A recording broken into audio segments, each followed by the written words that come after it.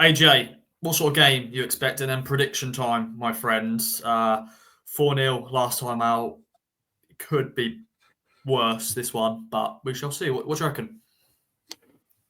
It could be worse. Let's make this clear. If Arsenal turn up in the way that we have seen them do and play to their maximum, then it's not really about what Ipswich do at that point, to be perfectly honest, because they're one of the best teams on the planet. So it's more about hoping that they're having a bit of an off day and also just trying to frustrate them. Do not concede early, for the love of God, because that will just really make things unbelievably difficult. I'm sure that could be an area that Arsenal would look at, would be getting at Ipswich early and then trying to open the floodgates a bit. So Ipswich need to remain really, really tight, especially in the opening stages. If they can keep getting further and further into that game without conceding that goal, then you start to see a couple of gaps opening. So that's where they can hurt Arsenal more than anything, that they're not going to have too many opportunities to do it. They're going to have to be really, really clinical. And that's, one of the two ways. It's either, I think, going to be a pretty high scoreline, to be perfectly honest, or it's going to be one where Ipswich are going to look to frustrate and hit on the counter. And in that case, you're hoping to keep Arsenal to zeros, ones, or definitely no more than twos, and try and strike and capitalise on your own opportunities. And I think it'll probably be the latter. I don't see it being a win.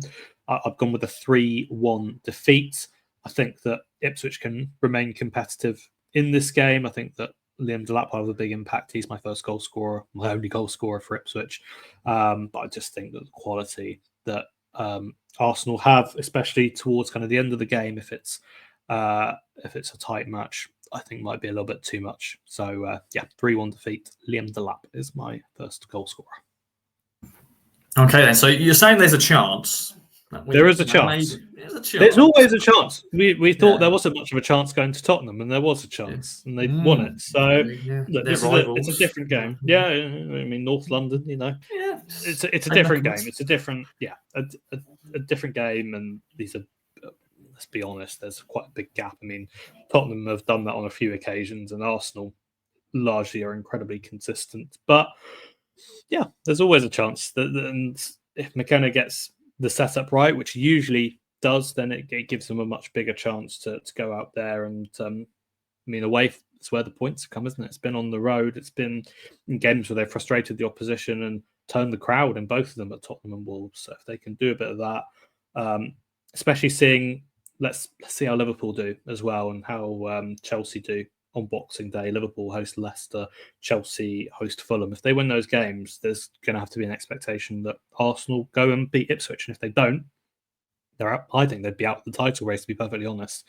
So I think that it's, you can build a bit of pressure at the Emirates if there's a feeling that the result might not go their way, depending on how Liverpool and Chelsea have done on Boxing Day. Okay, I've gone for a defeat though. Unfortunately, Town fans, Arsenal just have too much for us. But 2-1, I'm going for Delap to score, and that will just be one of those days, But late kickoff, 8:15, so late to go to London. No trains, so awful. I'm still getting the train, but just dreadful, shocking, war crime kind of. Hate it. Yeah, not great. But if you are going, enjoy it. If not, follow coverage with us as always. We'll be there. And hope you've had a good Christmas. And we'll see you at the Emirates. Bye for now.